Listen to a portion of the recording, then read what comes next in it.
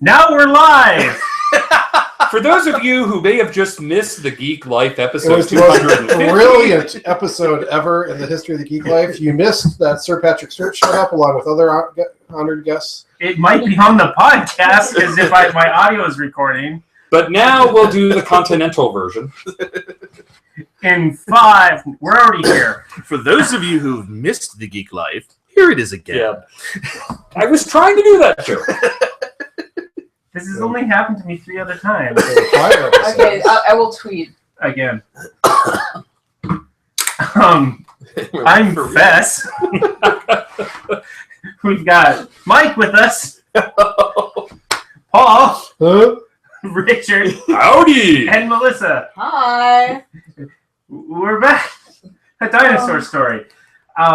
We are live from the Geek Life World headquarters for about the next hour, and then it will no longer be. Yeah. Yes.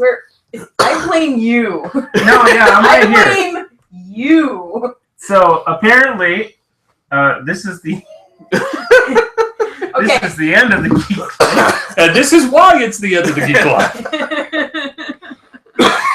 All that introspective stuff that just happened. You've got it on audio. Yeah. Yeah, we've got it on audio. But a podcast is harder than it sounds. That is what we talked about on the audio. So dear watchers, if you're interested about how we got all nostalgic and stuff, cue into the Listen to our podcast for once. Yeah, listen to the podcast. Whoa! Like the first 20 minutes until we get a really embarrassing sound out of Fess. And then you'll have caught up on this part. Yeah. Kranklagen. Anyhow. Sorry, I've been watching too much of how German sounds in other languages.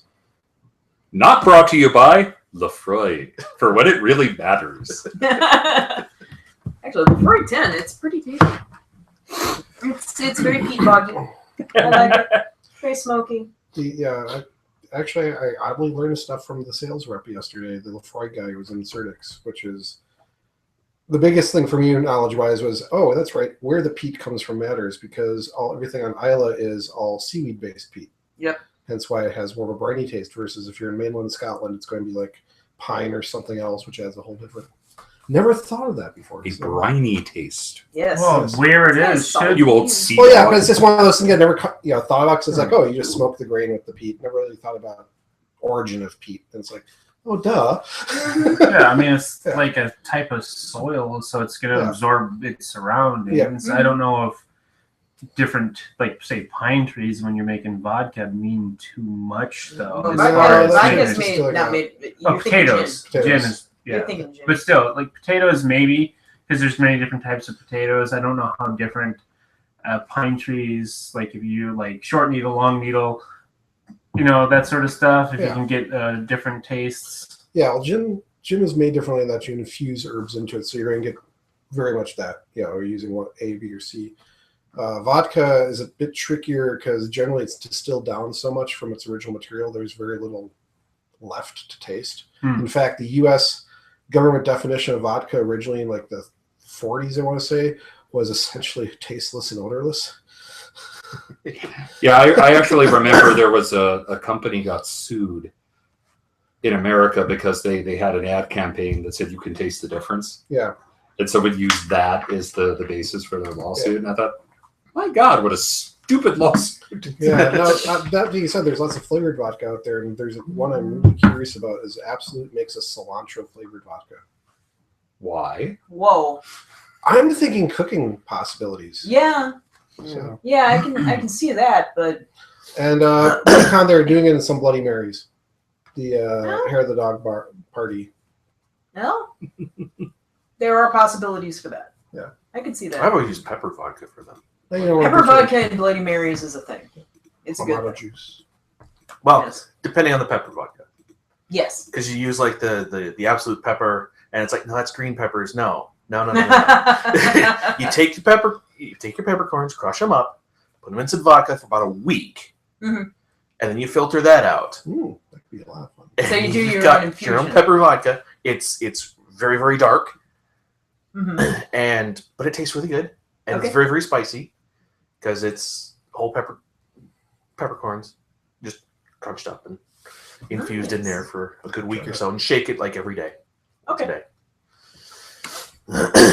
But yeah, and then take your coffee filter, whatever, your cheesecloth, whatever, and just put it back into the bottle. Don't use it when making coffee accidentally. You guys need to bring your voices up. Oh, sorry. Yeah, we need to be loud. Some people project naturally, and some people don't. And then there's us. Yeah. What do you mean there's us? I project just fine. Well, yeah, some people project normally, and then there's us. Dear listeners, if you're hearing those bizarre noises, it's because we're scooting the table with the microphone. You don't need to describe Scoot! everything that happens. And now Melissa picks up the glass of scotch. Brings it. Oh, don't slurp that. Oh, wow, that was a new and interesting sensation. So your public service announcement is don't slurp the scotch. Don't slurp Lefroy. Oh my god. Yeah, don't inhale it either. It's like the Piltdown man in my nostrils right now. It's just, woo, yeah. You know, this is the kind of thing listeners are really going to miss. A Piltdown man in my nose. The Piltdown man in my nose. Okay, so With this last Geek Infused podcast that we have here today, of course, we're still at the Geek Life TV, thegeeklife.tv, also Doing the at outro thegeeklife.tv.com, which this show will still be there for a while. we'll do the As you episode back to check front. our archives. Be sure to check out some of our greatest hits, such as anything that Melissa had went to and come back and talked about, certainly. All of our guest episodes, absolutely. Any particular oldies that you guys remember? Well, there were the 2 times we recorded at Convergence, which was a lot of fun. Oh, yeah. There was a time where we managed to record everybody except Richard. And then we We had Robo Richard. And we had to reconstruct the episode. You had to. I reconstructed the Yeah, episode. This is when volunteer. Richard was talking about something. Yeah, so I disguised my voice as a robot, being Richard, like a robot simulacrum. And that was before Siri. that was our deaf access episode. Yeah, that was. It Or blind sounded access. at the end. I think it sounded kind of like a Laurie Anderson project of some sort. The United States, Part 2. Yeah. Oh, Superman. So yeah, there was we had a few guests on. We had Rock and Roll Ray, we had Chris Jones, we had Nathan Lowell. Which we finally did find the Chris Oh. Jones episode and put it back in. Okay. Whatever. Well, I mentioned that before, but that was like a Plus lost as a episode guest. for some reason. That was the only MP3 that was missing from the archive for some reason. And I don't know It why. just wasn't there. Episode that was fun for me was the Fess and other comic guys as guests because Melissa drew them together at the last minute. But that wasn't really. We basically took over your show. I consider that Yeah. guest work. But Yeah, now you're on the show, so come on. I occasionally interjected. yeah. Come on, it was like when Colin Baker had that guest shot on Doctor Who and he shot Peter Davison, not knowing 3 years later he was going to get the job. It works. Yeah. That's a tactic. see there was that big mass interview with Mad Art Lab. Oh, yeah. Yep. That was like herding cats in all the best ways. Yeah. We don't have a complete archive, but I was able to save a bunch of. It's hard to tell because you guys put the names of the shows and don't know what they are just by the names sometimes. They were usually sarcastic. Yeah. Did you find episode 117 in there anywhere? You wouldn't let me.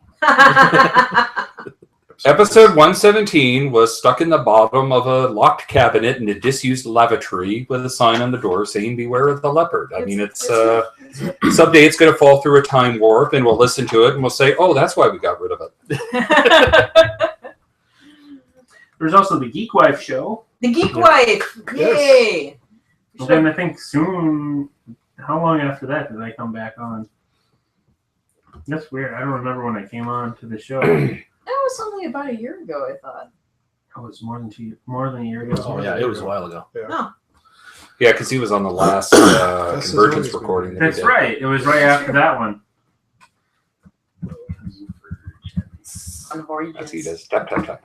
That's his. So I yes, think it was kids, episode 230. don't try this at home, or go ahead, try this at home. It's okay. Anybody go to Minicon? No. You did. I did, but Oh, tell us about Minicon. it was Minicon 50, Yes. which means it was Minicon's 48th year, if my math is correct. Now I'm Wait, confused. how? What? Oh, there Minicon in the 70s, there was 2 non-consecutive years where they did 2 cons in a year. So for a long time now, Minicon's numbering has not met the number of years it's been out. Oh, that's very, very odd. The humorous part was Okay, if it wasn't on Easter, when was it? it was Easter. But I And mean, the second one. The Oh, I second don't know, I'd one have to look during up. those years. I'd have to look up when they. But that was it was a much smaller. Yeah, we're Contact talking time, 74, 75, 76, somewhere in there. Okay. Wow. Yeah, Minicon started in 68. Yep. And there was a panel discussing Minicon in going for the Worldcon bid of 2073. They might try for it. Okay. Oh, they got plenty of time. Well, it's the 1973 is the last time they tried, so they figured it was a good idea. It's a lot. I mean, it's a lot smaller, obviously. They had, I think, a reg of between 900 to 1,000 people this year, and partially because it was the 50th. And one of the humorous bits was they did a scrolling piece of paper on one of the walls for every Minicon for people to write their memories up on. And as Wendy and I are walking by, and Michael Lee comes by and goes, I wonder if I should write put a small nuclear cloud up for the appropriate year when it imploded. 1999. And he didn't, but some other sarcastic remarks were written for the Yeah. like, Gee, at a science fiction convention. I can't imagine sarcasm. no, but Cats Laughing did their concert. That was fun. It was generally lots of fun. They had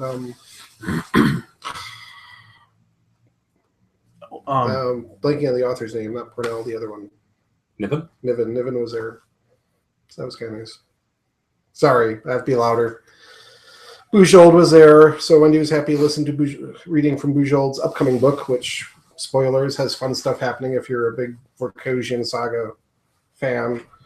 Yeah, it's just a nice little con to go to. So Cool. Yeah, speaking of Cats Laughing, Quiet people. I don't know why you insist on saying that. that's the problem. I'm not at the brewery, so I'm not used to projecting when I'm standing, sitting. Who was the guest on there? I know him. I can see his face. Roost? No. His hat? We did the interview with them. Which one? Cats Laughing. Cats Laughing. We got albums from him to give away. Why? Keever? Yes, Scott Keever. Oh, yeah. He was with them on that one. Yeah. I forgot we did a Scott Keever episode. That's awesome. I hope we have that. I can't believe I give away the completely records. blanked on his name. It's like, I can see him. I can hear bits from the album. I was just listening to it. I can't. And this is the quality preparation you expect from Geek. The last live Convergence was in 2012. 3 years. That was Wow. episode It's been a while. 158. So I probably came on somewhere after that. Because I remember that was the year that the registration really got hosed up. Yeah. Well, yeah, because first day was actually on the holiday. Oh, With everybody had that off. was the one The with long line. like 4 or 5 hours wait to get in. Well, Yeah. they had the new system. The reg department was all new. Yeah, and they had to cart in new computers to take care of the onslaught of people. Yeah. They got through it all, though. It was pretty Yeah. impressive how they turned that around. Yeah. But man, yeah, they just, I mean, how could you anticipate that? That was pretty amazing. Yeah, and then I just remember being told, was it by you or no, someone else, because you were talking to me about it, and then they realized that I was actually doing a panel. They're like, "You're doing a panel." I'm like, "Yeah." It's like, "What time is it? Is it at?" I'm like, "Oh, it's about here." It's like, "Just go to the front. Just go in. Tell them you're doing a panel. You need your badge, and you know." Yeah. Yeah, they're nice enough to let the whole family go with me when that happened. They did the same for me Yeah. too. Yeah, that was good. And I remember stories about like vilification tennis going up into the balcony Oh, I saw above that. the people Yep. and entertaining them Yep. while they were waiting there. Yeah, that was cool. The, Yeah, there were a the couple 4 or things 5 like hour that. wait, not cool. No. Yeah. But speaking of things worth going to, when the hell are we going to get an Alamo Draft House up here? As soon as we get some money As soon as I win and the lottery. we buy a franchise and we find a theater. Yeah, so I think well, the Hollywood Theater is for sale right now. Well, that little one that Yeah. we drove by? Yeah. But there's like no parking anywhere. Oh, There's like a vacant lot, but it's grassy across the street. It's kind of small. Isn't Suburban World still available? Suburban World, I don't know. It goes on and off the market. Okay. I'd love the Suburban World, but I don't know if it's real viable down there just because it's within a block of both the Lagoon and the Uptown. Yeah. I mean, of course, it Well, is if kind of you- viable Yeah. because it survived for many years like that. But if it's changing hands, Yeah, I was just surprised that the Now, how many screens is it? it's one. It's One one, screen. but it is one of the coolest. It's a historical marker. It is one of the coolest theaters I've ever seen. The Suburban World Theater. It's a single screen, but you go in there, and it's decorated like a Moorish garden with pillars and stuff. And the ceiling is painted blue, and when they show movies, they project stars and clouds on the ceiling. Yeah. So it was like you were outside. yeah, and Cool. it It was still has all the ornate, not paper mache, but whatever they used at the time, decorations, for the moldings. Oh, so or it's a whatever. picture plaster. Yeah. Oh, it's Yeah. it's beautiful. It's beautiful. In some ways, I was surprised that Landmark, the people who own Uptown and everything, never bought it as just, expanding the chain, as it were. I thought Landmark did buy it at one point, Okay. but I don't know what happened. I don't really know what happened Well, I there. think they tried Yeah, but food. the one on briefly. Hollywood is Yeah, just, the Hollywood. it's not like in a location that screams like, hey, come watch a movie here in the middle of a suburb far from anywhere. No, that's not. That's in Northeast. Yeah, but it's like That would. But if you actually want an get Alamo traffic. for an Alamo Draft House, there's nothing over. It's all residential. No, it isn't. There's that little strip of shops down there. It's Yeah, very. There's It could happen. a bakery, and if there's a There's restaurant that a- hasn't closed again yet. oh no, there's a string of little restaurants down there, and no, it's There's not. There's like one. Mhm. I've been no, it's driving. more than that. But anyway, There's like nothing. it's for sale. There's I like could own 5 it. businesses on that corner. I And one of could them's own a it. funeral home and a laundromat across from that. We could take over the funeral home. Mom and Dad are arguing again. This is what life is like with Melissa. That's I You're don't think actually it's a turning good this into a location. reality show. And, the Geek Life has a reality show. I can see it. yeah. So I'd love to rescue the terrace. There's nothing inside the terrace anymore, but the That's too building's bad. still. Yeah. Well, the problem with the terrace is that when it shut down, and it's empty for many, many years. my wife is willing to chip in, by the way. Ooh, hey, cool, There we go. awesome. I got $1 in my wallet. We could kickstart this. But anyway, the terrace, let's do the it. terrace was unfortunately in a bad part of town when it shut down, and it was getting robbed like once a week. Which is part of the- Why do I feel like this is one of those jokes that's going to get out of hand again? We'll just Kickstarter it. We'll just kickstart 2 it. wext later. Were you serious when you said? Oh, if we could. Oh, I No. own the terrace. Yeah, if we could seriously get a Kickstarter, I mean, we can start with and see what happens if it doesn't reach the whatever we need, which would be ridiculous. I would No just- worries, but if it does, hell yeah. I think it would be great to have a really Kickstarter.com. top-notch repertoire theater again. Oh yeah. Something Yeah. beyond what I'd love to see something that was more like what that what's that? The Uptown. Yeah. What they used to do, where they would have the double features that you'd go to on a Mhm. Saturday, and I still remember the one time we went and it was like Daleks 2150 AD paired with Tron of all things. But it was a hoot. Oh, yeah. And to have a really good digital projection system along with a proper film so that you can handle both, because as distribution is moving in that direction. And it would be nice to occasionally get some foreign material that's more recent, but not widely distributed. Yeah. You know, the kind of thing that you're only going to show one night and make a big, event out of it. Well, the thing is, if No, is that like double negatives? If you have to use the proper amount of ifs? No, it's just nesting. If, and they all have to be true. Okay. If affiliated with the Alamo Draft House, that's an automatic into that channel material. Right. Yeah. Because that is heavily wired into modern genre filmmaking around the globe.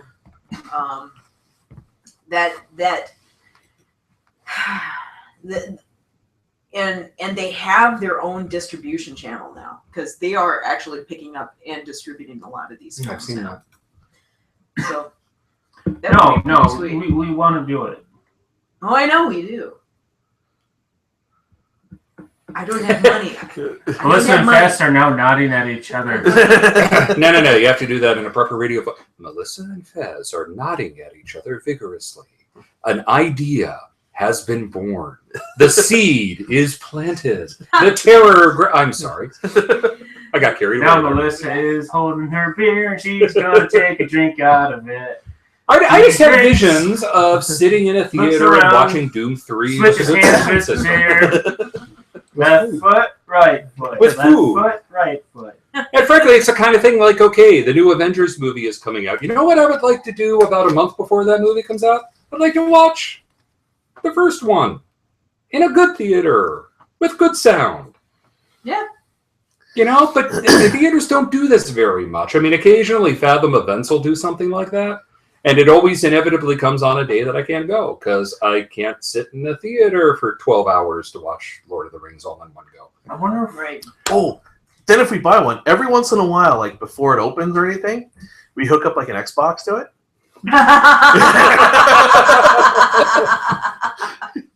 Halo! I wonder if we could get Gordon McAlpin from Multiplex on this too, since for those who don't know, Gordon McAlpin does a webcomic called Multiplex, which is all about working in a theater and the assorted characters that are there. And he's super into theaters. And he had moved to Minneapolis a year or two ago. And it's interesting because the plot line in the current story, he's past 1,000 page comics now, so that's awesome. The Multiplex is a corporation, and they have these plans or whatever, which would basically sort of get rid of the current multiplex that they're working at in lieu of these other things. And they're going like da, but there's something special about this one because it's very individualized and how the senior staff run the place. And so it's a really interesting plot line right now. I don't know if he's actually going for the comics going to end at some point. With the I can see where maybe it is going, what sort of availability or opportunities for the characters would be in this. So it's really interesting, but it's related because what we're talking about, because this is the Geek Life. Mm-hmm. What he said. So speaking of movies, Melissa. Oh, as long as you can bring it around. Movies. That's right.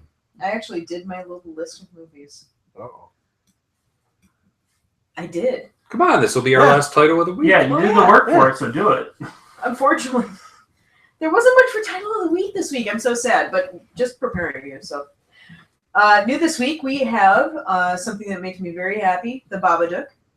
Ooh. It is a very good Australian, I believe it was, horror movie. I've heard a lot of people both loving and hating The Babadook, so it seems to be a love it or hate it experience. I really loved it, but it is a horror movie that is also an allegory for mental illness within a family. Very well done. And the woman who plays the lead is astounding. She's a great actress. So I really liked it. So that is out on video this week. Also, Big Eyes by Tim Burton, if anybody saw that. And Godard's Goodbye to Language, which is Godard working in 3D. Okay. I know, right? Ebert Fest this year is opening with that movie. Cool. Which speaks well to it. And I hear that it's the first time one of the big auteur directors has really taken 3D and done something interesting with it. Huh. So, if you have a 3D TV, if you're one of the 5 people who have one, check that I'm out. trying to picture a 3D movie now, but in black and white with mono sound. Well, Godard has I know he's moved on, yes. expanded a little bit. Restless in 3D. Catalog titles, we have Tales of Terror, the Roger Corman one with Vincent Price and Peter Lorre and Basil Rathbone, right? I think so. Yeah, that's on Blu-ray this week. Woo! Also, we've got Burt Reynolds stuff coming out. We've got Hooper. Richard, you're giggling. You know what I'm talking about.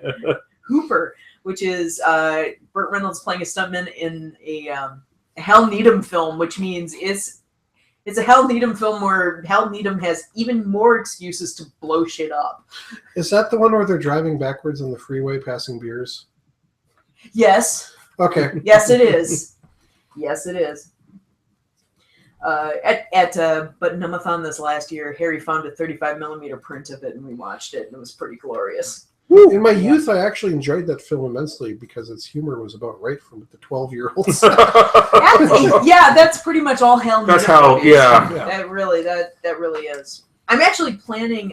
Well, right now I'm doing every other week. I'm watching Nicolas Cage movies with friends. Is this like a Portrait of Dorian Gray? If you watch a Nicolas Cage movie every other week, you stay immortal because he just keeps... Yeah, it's weird. I am actually doubting that we will ever finish the project because I think he's making movies faster than we're watching them. But anyway, if we ever do finish, I'm going to... The earth goes up in flames. I'm going to do a Michael Bay / Hal Needham night. So you start with a Michael Bay film and then follow it up with a Hal Needham movie. So we will... watch a lot of things blow up real good. I'm prepared for the plaster on the ceiling to shake off. Yeah, this ceiling, all the popcorn's gonna just fall right off. It's just gonna, it'll be like snowing in here. Also, Sharky's Machine is out on Blu-ray this week. And finally, this I really like. I might actually pick this up for myself. Imitation of Life, both versions on a Blu-ray. So the Claudette Colbert version and the Lana Turner version that was directed by Douglas Sirk, both on Blu-ray, like on one disc. On the same? Yeah. By the way, dear listeners, if you're unfamiliar with Douglas Sirk was this director who, when he finally came over to the United States in the 50s, late 40s, 50s, he started directing all these really women-centric soap opera-y films that are, they're like watching Dynasty, but like high art Dynasty. They're so trashy and so good. And Imitation of Life is one of the best. It's delicious. Criterion Collection has a couple coming out this week. We've got Sullivan's Travels with Joel McCrea and Veronica Lake. Very funny movie. And Odd Man Out with James Mason. It's a film noir that I dearly love. It's directed by Carol Reed, who did The Third Man. And oh goodness, I'm gonna be stretching to remember the plot, but it's it has something to do with Irishmen in Britain, and somebody goes into hiding, and it's very stressful, and it's very film noir. It's a very good movie, so check it out. Criterion's coming out with it. I did notice in TV we've got MacGyver in one big box set, all of MacGyver. That's really a thing. These I know, right? it's interesting. Yeah, you can have all of MacGyver in one box. Was it like a specialty limited sort of thing where you're given like a paper clip And a stick of gum and a... Kleenex or something like that in order to open it? It'll work for me. I mean, Oh my god, I wish. I would buy that. and Richard Dean Anderson shows up on your doorstep. I'd be okay with that. Yeah. Yeah, that'd be fun. Okay, so title of the week. Stargate at that point. Sadly, we didn't have too many, entertaining porn releases this week. So, but we do have Rock the Dreidel. Rock the dreidel of love. The sugar. Rock the Dreidel may have one of the. I don't know if I'd call it sad, but it's trying so hard. The description of it on Amazon is kind of something to behold. So, Rock the Dreidel is a rockumentary musical comedy filmed in Florida in 2013. I'm suspecting this is a Kickstarter thing, which combines live concert performances and scenes where the rock star wannabe Ben Rosencrantz struggles for fame and fortune. And That first sentence alone, you could spend hours unpacking it. Oh, I know. I will continue. Ben Rosencrantz is typical of all aspiring rock stars with one exception. Ben's ego is as large as his waistline, and he takes everything to an extreme.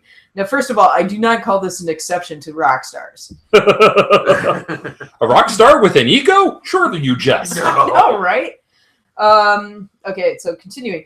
Everything to the extreme, including inventing many new rock and roll innovations. His innovations include the Shredomatic, a 4-pick spinning contraption, a gasoline-powered custom cranktastic amplifier, a 6-neck guitar, and the Muscatine, a guitar made from a Civil War musket. This sounds like a mid-90s movie. It sounds like a sequel to This Is Spinal Tap. Yeah. You know, Mike, I'm pretty sure the oil goes in here. Maybe the oil and the gas goes in here. For publicity, he trains to become a heavyweight prize fighter. That's what you do. As you Like do. you do. As you do. And he is selected by NASA to become the first musician in space. Okay. Really? I'm Really? pretty sure we already had a Canadian. I believe the Canadian musician was in space Yeah. already. Well, Yes. actually, technically, he was astronaut first and plays guitar. This could be musician as in professional who's I'm sure previous astronauts have also been In a band. musicians. Because astronauts are awesome. Yeah, and what is this? What is the Canadian astronaut? I forget his name. Hadfield. Hadfield. Yeah. Yeah, Yeah, he was awesome. yeah, Yeah, he was totally awesome. and he had like a #1 hit single on YouTube. Yep. It It was was a a cover, cover. but still. but hey, he worked it. It was good. Ben's zany escapades are full of hilarity and fun for music fans of all ages. Of course. Oh, it then is. it's not fun. I know, right? The DVD and downloadable movie contains comical rock originals which relate to the plot. I would hope so. His 12-song and comic music CD is also available for download. This is the description on Amazon. This artist is important as he is indicative of the highly driven rock star who will go to any and all extremes for attention and publicity, which makes a very entertaining and captivating movie. This is the point where I started to believe this was like made by aliens who have tried to assimilate human culture. Any aspiring musician or rock music fan would enjoy and relate to the trials and tribulations of becoming a rock star as portrayed in this movie. Rock star. Rock star. Yep. Yeah, Wow. Rock the dreidel, people. I'm still going to have Billy Idol stuck in my At head no all point day. did they mention why Dreidels in there except he's Rosencrantz. I know. I mean, And they- I would expect more Jew in that. In Or that at least a description. Shakespearean reference. We will spin the dreidel to see what your royalty paycheck will be this month. Yeah. Half. Interesting. I feel bad picking on it because this is probably somebody's little Kickstarter project. It was their labor of love. It was I'm their sure. labor of love, and But I just stumbled upon it and giggled at it. But sometimes the justified. old media gatekeeper system did sometimes serve a purpose. None shall pass. It prevented Manos Hands of Fate from having an actual workable budget and being unleashed on an unsuspecting public. Yeah, it's true. Well, have you seen the website that's dedicated to restoring an original print? Yes. That is a labor of love that's far beyond any dedication I could ever It's a have. labor of love-hate. Although, no. The weird thing about it is after the restoration, the images and footage that are coming off of this print that this guy found, it starts, rather than that muddy, really terrible print that we're used to seeing in MST3K and all that, it's like, this looks like outsider art. It actually having a clean look at the movie is like, okay, this is still a terrible film, but now you can kind of see there may have been a smidgen of actual vision in this thing. This was where he was trying to go? I would say the biggest problem with the movie was that the editor sucked. Oh, there were a lot of things wrong. Yeah, with but Manos Hands of Fate. like the editing. It's like, I mean, or it was the best thing or the worst thing. I guess that would be the movie. Would be The editor was stuck with the crap he was given. Well, that doesn't account for the driving scene in the beginning where the car stops in front of a sandbank, of which obviously it should have been cut ahead of that to a different shot of the car driving around the turn and not having like the sheriff say the same thing exactly after what he already said. Obviously, there was no editor. They just lined up everything. Maybe it was an unsophisticated attempt at Dadaism. You're trying to give it outsider credit. art. The term is outsider art. That is some full-on Henry Darger stuff going on right there. Now, to talk about DVD for a second, there was an interesting story that came out this week where Fox announced that they were no longer going to be releasing DVDs of The Simpsons each year. Nobody wants them. They didn't say if they were going to stop with Blu-ray or not, but they are definitely stopping DVDs in favor of digital distribution. Oh. And the question in my mind was, is that the canary now? Because you're not talking an obscure thing. You're talking The freaking Simpsons, which has been a mainstay of sales for years. Mm-hmm. They were one of the earlier shows that was put out in season boxes early on.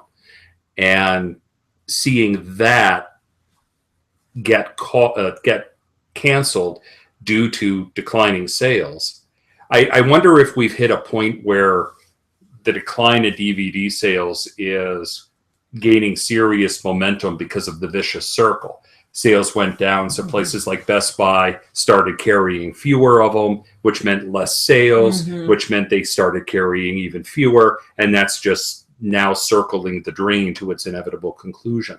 I would love to know how Amazon's sales numbers on DVD have been over the past couple of years. Are their sales picking up to accommodate people that still want them that can't buy them at retail anymore? Or are their sales also going down because people just aren't bothering anymore? Yeah, hard to say. I mean, I personally, I don't buy DVDs anymore unless there is no other choice or it's something that's out of print and the only way to get it is on a used DVD or something like that. I don't want to buy only digital.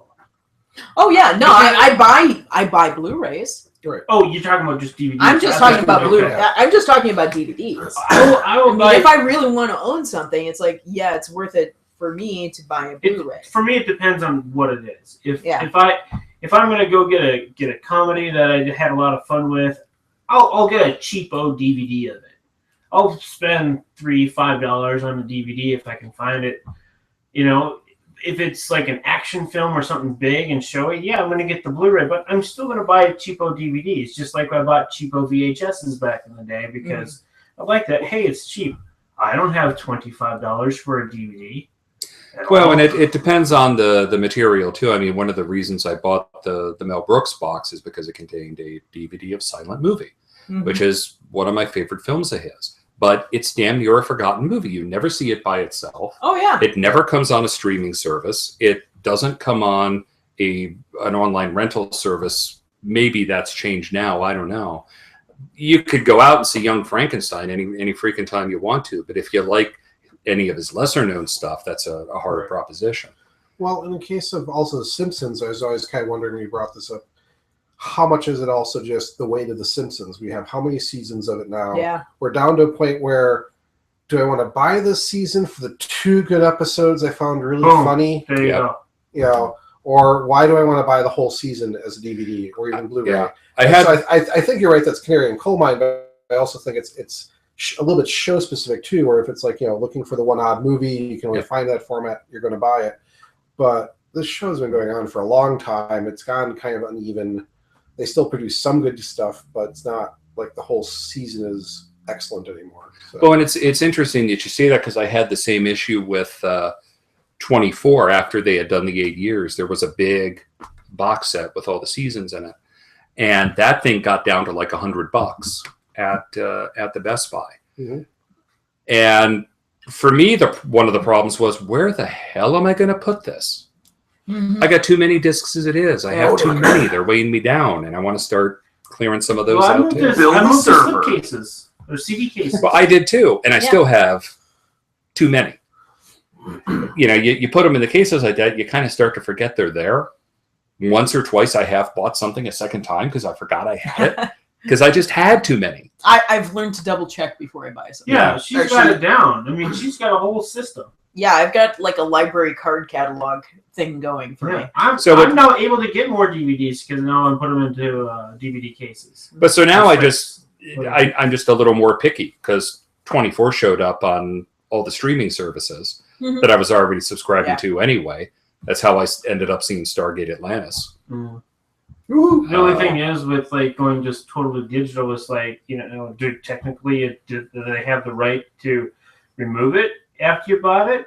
Yeah, maybe. I think iTunes can do that. And that's why I don't really want to deal with anything like that. Not necessarily if you've downloaded it. Well, but if it's something like voodoo.com or where the material actually resides on the servers. Yeah, that generally I don't do that. I'll just rent. Yeah. And I only rent if something like a Netflix or a Hulu doesn't have it at all. Although I hate watching movies on Hulu because they put the ads in there, but that's a whole different. Well, if you watch Criterion Collection on Hulu, there are no ads. The more recent stuff seems to always have ads on it. Yeah, but if you're watching Criterion Collection stuff, which is why I own Hulu in the first place, no ads. Yeah. If they start putting ads in Criterion Collection, there goes my Hulu subscription. It's like that. Well, I would think Criterion would walk too. I'm hoping that that's a contractual. Yeah. Yeah. But that's also kind of their. How do I say this the right way? That's their high end pitch. Yeah. If you're not tuning in to watch The Bachelor. Yeah. Yeah, I've noticed on Hulu, even though I'm paying for it, the TV shows still have ads. Ads and stuff. A lot of times the movies I've seen haven't, but they've been older stuff too. So it's like in the first year or something like that. I can, especially the stuff that is sort of like, hey, it came out like last week or this week. Yeah, I can see them having ads for just how TV works. Oh, absolutely. And it's only annoying when it's the same 3 ads in the same order every 7 minutes. Yeah. But problems with loans. So I abandoned Hulu Plus now that I can watch a few of the things that I want to on Crunchyroll that don't have ads, since I have a subscription with them now, so I can watch The Other One Crystal on Crunchyroll. So the Hulu algorithm will no longer tell me to watch more anime? Maybe. There's a couple of shows on there still, but He's still going to ping it just to make sure it screws you. Now I will. Yeah. Mine keeps coming up with Korean dramas for some reason. They're good though. Funny. Well, I know, and that's what I love about things like Hulu and Netflix is you can actually see these things now. It's like seeing the Bollywood movies on Netflix. Yeah. That unless you had a very specific or eclectic video store in your neighborhood, which almost nobody does anymore. Mm-hmm. That was the only way to see it. They burnt down. Yes, but that was for the insurance money, I'm Yes. sure. Speaking of eclectic, Melissa and I one late night on Roku, just sort of looking through the apps. There's a few Roku apps. There's a few Oh, my apps that are God. just a particular series. Yeah. Yeah. And we found something called The Star Lost. The Star Lost. Oh, you saw that? Yeah, we're we're still watching watching. it. We're watching. I had to rent that on disc from Netflix several years ago in Wow. order to see it, and it was one of those. Oh my God! I understand what they were trying to do, and then I understand what their budget finally turned out to be. And there's a point at which you wish Keir Dullea could have just walked away before it got too embarrassing, but it was kind of too late. What episode is there? So far, it's pretty. I mean, it's Well, obviously low budget. It's very high-minded. The concept is it's- interesting. We should describe what it is, because I think it. think this is Doctor Who budget, Well, yeah. Well, and no, then lower than and then Doctor Who budget. go lower. No, Doctor Who had Oh, a then better go budget. lower. yes. So Blake 7 budget. Yeah, Yeah.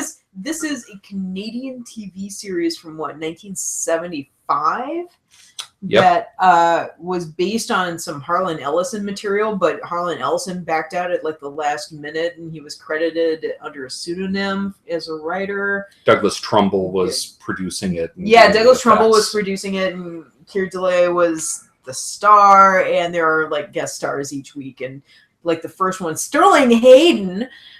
It was Yeah. like, what? Sterling Hayden? What the hell? But it is super cheesy to watch, but the concept behind it is really great, which is there's this massive, basically Yeah. arc. It's a spaceship generational. Yeah. It's a generational spaceship. yeah, and the Well, generational. that's incidental. Well, no. No, that's central to It's the plot. very key, Well, because but it's a generational spaceship that has been gone off course and has been going for so long that the people on board no longer know they're on a spaceship. So there's this community inside of one of the bubbles on the spaceship that is kind of this religious fundamentalist community that they have no idea what Earth was. I mean, they've just, this is their life. This is their world. culture. There's this weird And- metal door over here. We don't know where it goes. Yeah, and eventually one of them gets kind of exiled for wanting Questioning. for questioning, and he gets he goes on the run and he goes through the metal door and he's like, "There's this big hallway here," and he starts snooping around and he finds out this is part of this giant spaceship, and he kind of pulls a couple other people out of his community, and they go adventuring around the spaceship and discovering the other cultures on there. Yeah, I and- mean, it's like there's like all these. That's better than finding the door that goes outside. Yes. Yes. But there's all these dome structures, so it's like, look, and I made a prediction of what the whole show was about before we even got to it. Oh yeah. And it's just like, well, you have like potential for at least that many episodes where they meet all the different peoples and whatnot, and there's this overarching plot that the ship is on a collision course with a star, and they need to find anything any remnants where they can sort of figure out how to control the ship. Because there was some event that had happened on the ship, and now the ship has no maintenance crew. It has no crew at all. Yeah. So nobody even knows how to pilot the ship, even if they could fix what's broken. We're in on the episode ship. 2 or 3 right now, and there's like a cryogenics lab. So there might be some possibilities in there. No spoilers. Now, did you notice though that the little hubs or the little bubbles looked a lot like Silent Running? Oh, it's very silent running. That is the Because first that's thing Douglas I thought Trumbull of. again. Oh yeah, That was, we ran out of money. We'll recycle this stuff. Yeah, no, I that is exactly the first thing I thought of was silent running. That's the Valley Forge. And it's the idea behind it is really fantastic, but the execution is very doofy. I'm into it. Oh no, I Is totally am the too. channel It's something Maybe you want to Star watch Wars. late at night, though. My wife yeah. is probably looking for this channel now because her first Yeah. clue is, where'd you find it? Roku Yeah. Roku channels, it's free. Yeah. And Yeah, but is it called the Starlost? It's called the called the Starlost. Starlost, yeah. Yeah. And it's 16 episodes, and It's just sort of continuous play. So if you accidentally hit a button, you have to find where you were. There's Yeah. no like list. yeah. And Walter Well, Koenig shows up in Walter Koenig. He's the only guest star who showed up twice Yes. in a repeater.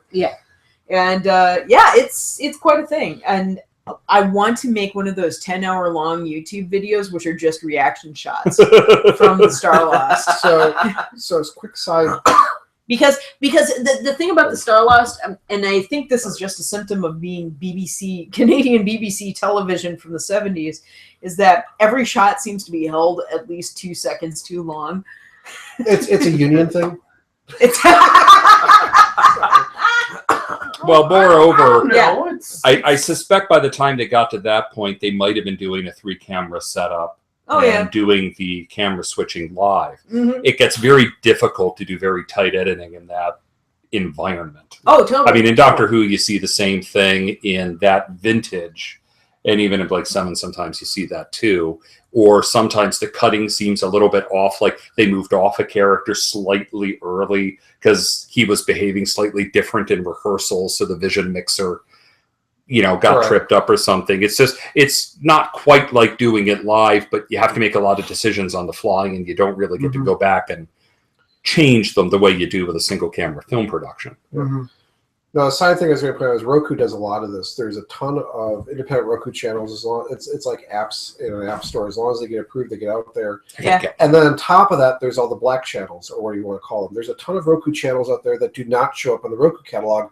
This is Roku's initial idea was for testing channels. Okay. So if you get into a beta like the Warner Archives, you can get a Warner Archives beta, get the secret sauce code, as it were, and you'd be in the Warner Archives like Wendy and I were before they started an actual service. Mhm. And then the service kicks off and you go subscribe. There is allegedly a crapload of porn on Roku that you have to know where the site is. And Bess just dives. So it's we kind won't of put like, it in the speakeasy knock on the door. You have to know the website of the right person of who has the channel. we won't That's put the it development Yep. channel to get the To code. get the code, to put it in on a certain page on the Roku site. Uh-huh. so And we then- won't admit That'll it's put the there, channel but on we'll here. just kind of look over here. It's a development channel. Obviously, you're just testing. That's Roku's take on it. Boy, I'm just imagining the niche channels showing up Oh, there. there's probably They'd be a able to make whole a ton of money. Roku snuff If- channel. They somehow How to kill deer more Monetize that? efficiently, he said for well, they Rich. should be monetized. That's what TNC missed out on. Except the problem is if they did that, they would be opening themselves up to Right. risk of obscenity laws in 50 different states. Yeah, generally the test stuff you don't get charged for generally, but that's And like they're saying, not promoting it, they're so not they could promoting make it, yeah. they could make the argument that they're doing it. right. So we're it becomes not. it becomes a very gray market because it probably is a way to get money Yeah. to them. And Yeah, everything. and if you're paying for it, I'm sure you're paying for it on their site, and you're getting the Roku code right.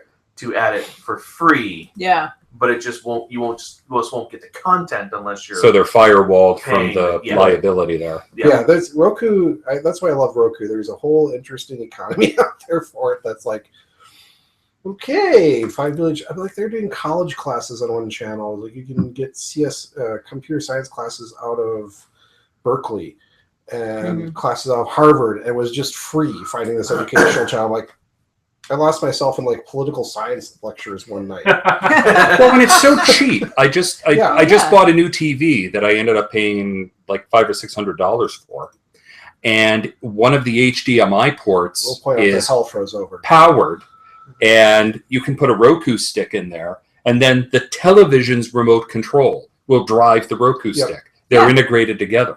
Yeah. Which I think is really cool, and I like What do doing you plug the Roku stick into? an HDMI port A powered one, especially. of the TV. Yeah. Okay. There's a spec for a powered HDMI. And the thing I like about that is, since it's not built into the TV, if Roku comes out with a new device a year from now, I just unplug the old one, plug the new one in. I don't have to get a whole new TV just because something built into Yeah, the I TV never is like now obsolete. built-in smart TV stuff. Exactly. Yeah.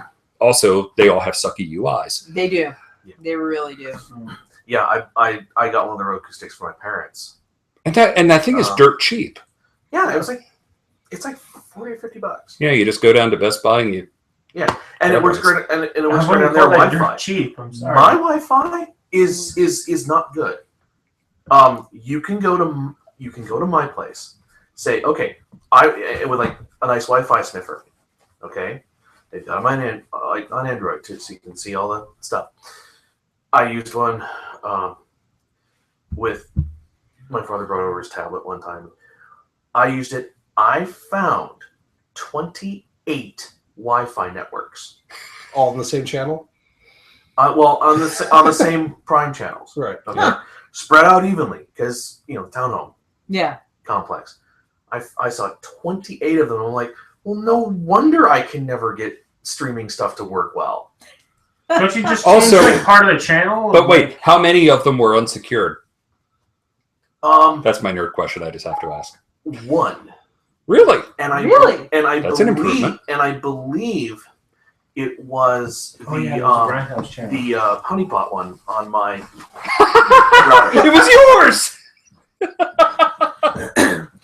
That you can set up as like sort of a guest login type of thing. Yeah. Yeah. But it doesn't go anywhere. So anyone trying to get on that, it's like, okay, great, I'm connected.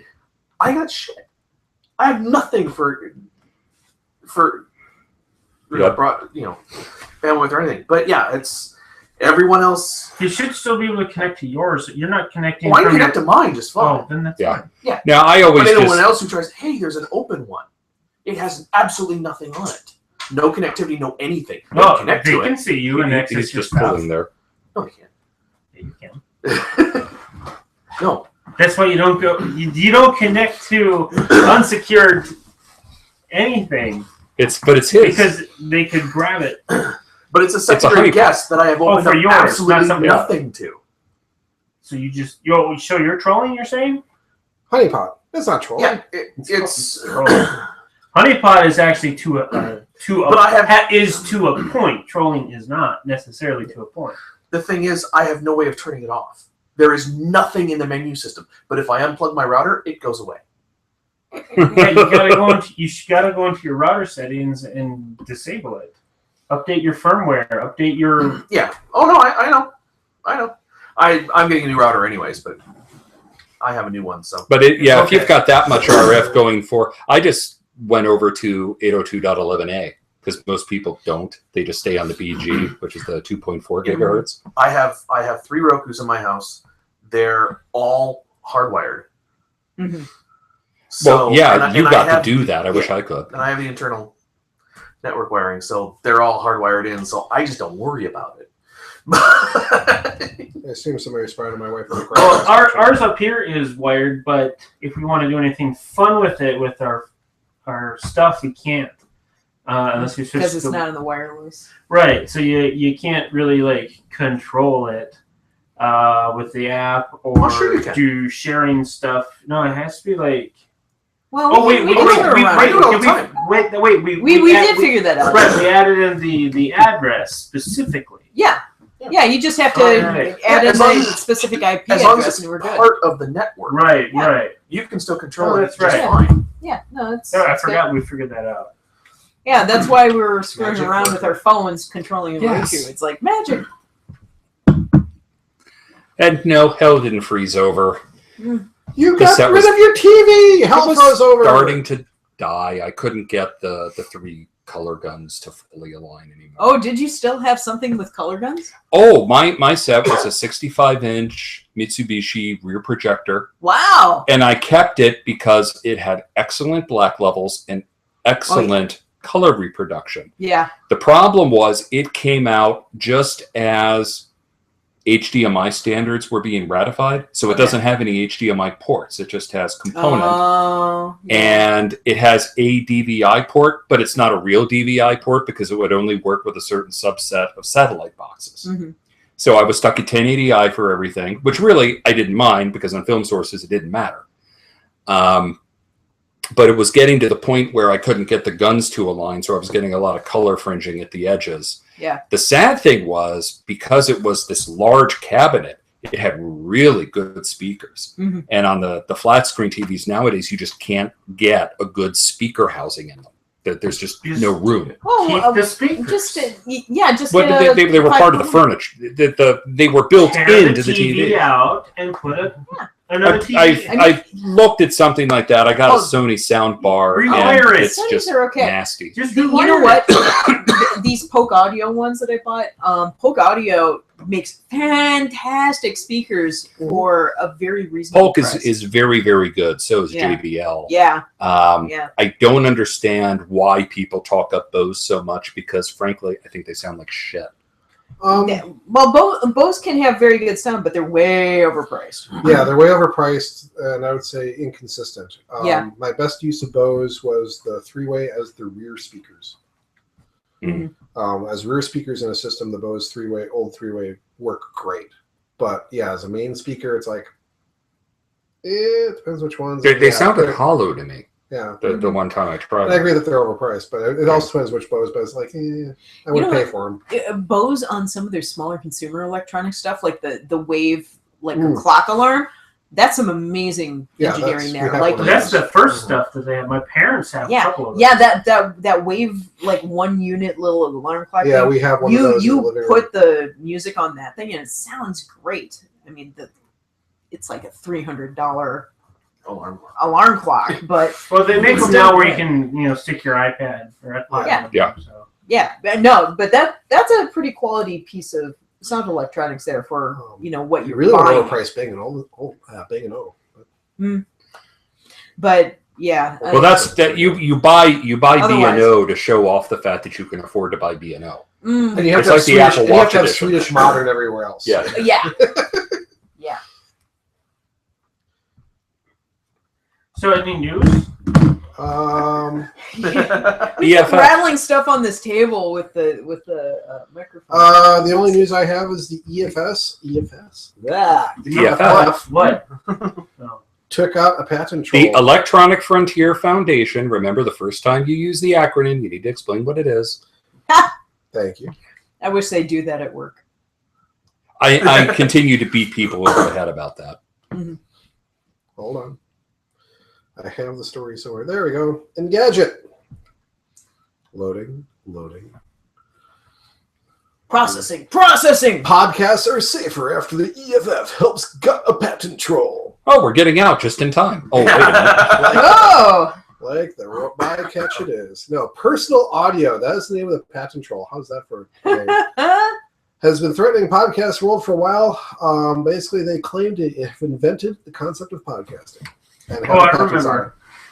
EFF finally, via the U.S. Patent Office, said no. And this includes they went after Adam Carolla, who is one of the earliest podcasters ever.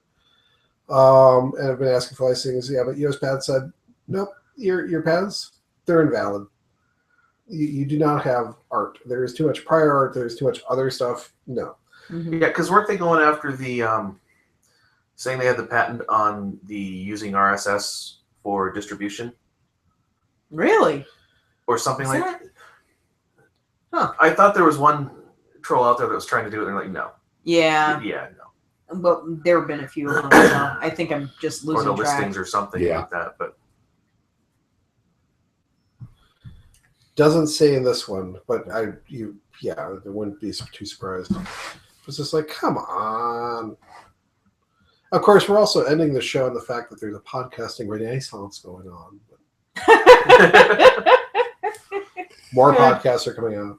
Why can't it just have you all on my other podcasts? Okay. that works too. We should talk. Have your people I have call plans by for people. You, Richard. I have plans for you. Have Fez call Julie and we'll work something. We'll do lunch. We'll do lunch. We'll go to Spago. This is kind of And just a plug of I don't necessarily want to be on it, but if you could drag my wife into one of your podcasts. Yeah, I have ideas for Wendy. Wendy, please be on Xanadu. She just dropped off. Yes. What scares me is Jason Do Sphinx. Bach, who What? Do Finks. Yeah, well, I think a Malcolm McDowell episode of Xanadu Cinema Pleasure Dome is well overdue. you could get her to talk about Oh Lucky Man. Yeah, I totally will get her to talk about Oh Lucky She's Man. totally a fan. Yes. But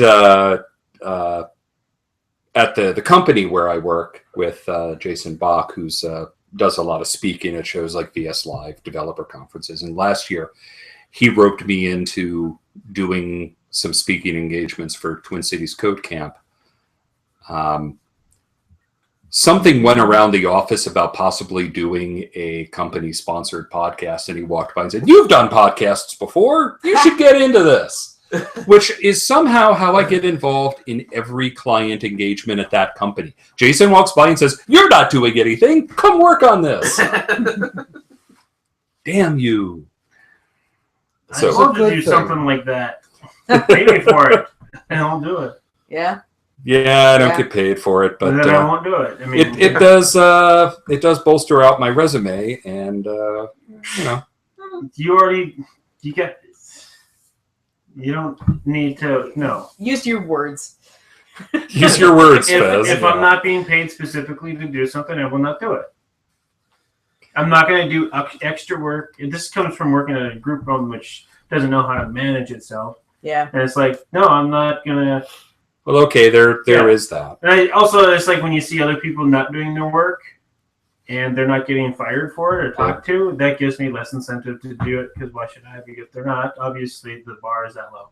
Well, So, but if I'm salary, I'm not going to do more that I'm not being actually contractually obligated to pay for. the flip side to that argument is the concept that you get promoted into the job you're already doing.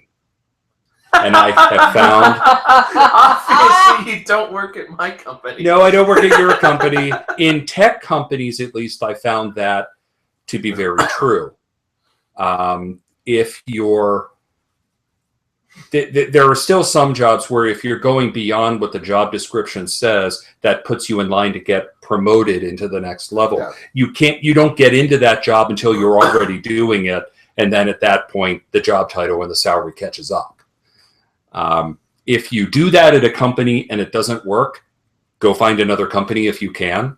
And yes, then you don't bother making the effort because it's obvious that they're just taking advantage of you. That's a very different thing. Or you just go full-time contracting. Well, you can. I like the security of the Suppose you could salary. ask, well, what's the budget for that? Oh, That's that legit. question has been asked. Yeah, and it's like, In the well, in the if you want me podcast thing he's speaking to, there was some reaction of I don't think the marketing department has changed there too much. It's like, and what's their goal? Actually, that was me going back to them and saying, okay, who's the audience? Right. And what does the company get out of it? And Yeah. that raised those are some good questions. We should talk about those. Yeah. So it's like willing to do the work if we know what the payoff is, not necessarily just monetarily, but well, yeah, it's like you got to know what you're doing. Or do I have Yeah. free range? What's the creative control on this? What's the message? How often do you want this? What's the budget for this? Microsoft sucks and we hate doing that. Yeah. Oh, wait a minute. what? I know where you work. We got to buy the equipment. How many people do you want? You know, all those sorts of things. So speaking of news stories, Apple Watch is now on display Oh wait. at the Apple stores. Woohoo! It was kind of funny. I was talking about this on Facebook a while ago and came to the conclusion that as much as I'm interested in the concept of an Apple Watch, I would strongly encourage people not to buy it. The reason is it's a first generation hardware product, and I lived through the first generation iPhone and the first generation iPad. And it's not that they were bad products, because they weren't. They were very good products. But the second and third generations were immensely better. And now they're at the point where the iPhones and the iPads are really, they're incrementally upgrading. They're not taking big leaps anymore. But those first couple of generations really improved significantly. And I have a hard time not thinking that the watch is going to go through the same thing. Once the first 10, 20, 30 million are out in the wild and consumers are using them, they're going to learn a hell of a lot. Let the early About how to adopters build have it. it. You know. And I'm just not one of them at this point. And it feels weird for me to say that, but I just don't feel this burning desire to have it early. Well, I used to go sit out and you know, on console. I sat outside for The GameCube, I sat outside for the Wii. I don't have a Wii U because I don't have the time or money to invest in console gaming anymore. And to be fair, though, you had to line up for the Wii because the supply was constrained for months and months and months. No, you need to line every time Nintendo has it, you need to line up for it because that's it. They sell out. They're gone. It's not like a PlayStation 2 or 3 or whatever where the price point is sort of out of it. There's hype about the PS3 and it's sold out and blah blah blah blah blah. Actually, no, it wasn't. People could easily find them everywhere else. There was a whole thing on that. Yeah. Then when you get into well, why don't I just get a PC instead of spending $600-700 on a PS4 or Xbox crap and just.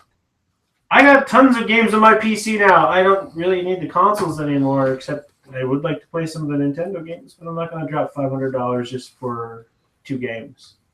Now, the flip side is, I have to admit, I probably do more gaming on my Xbox 360 now. Weirdly enough, because I have all the media features, because that's what I use for Netflix and Hulu and Xbox Video and all that. I've got an Xbox 360 and a Sony Blu-ray disc player plugged into my TV, and the Blu-ray player gathers dust most of the time. Because most of my watching is going through the online media, and the rest of the time I just finished playing Tomb Raider, which was last month's free game with gold. It's not something I ever would have gone out and spent $60 for, but I had lots of fun playing it. And the one argument for consoles, which I still agree with, is I turn it on and it goes. That's true. I don't have to fuck with the drivers. I don't have to fuck with configuration files. Well, if you have a PlayStation 3 or 4, yeah, you do. It's nowhere near as bad as it used to be, but problems like that do still come up. I got a new computer sometime last year. It's a Lenovo desktop. It's got an NVIDIA GTX card of some variety in there. And I tried playing one of the Sniper Elite zombie games, and I think I get 6 frames per second. And I spent hours going through the message boards, and it all just came back to that card can't do it because there's something wrong with the game and they won't fix it. Yeah. And it's like, well, okay, you tell me after I paid for it. It was only $15, but I still felt irritated by that. Whereas at least on the console, I put the disc in and it runs, and I don't have to think about it. So it's good for the stuff the kid plays, especially because then I know that, if he's doing stuff on Roboblocks or Minecraft, I'm always getting dragged into some technical support issue that I just don't want to deal with. He hasn't been on my server recently either. No, he's been doing Five Nights at Freddy now. Apparently, that's the big thing. I will admit I don't get it, but I'm a grandpa. Yes, I've seen that episode. I just choose not to get it. 5 Nights at Freddy's, I can explain. Oh, I really want. I could try to With the explain 2 how I addicted know daughters it, who watch everything on Yeah. YouTube about 5 Nights Let at me Freddy's. tell He you has what not happened. played the game. Let me tell you what I think it is.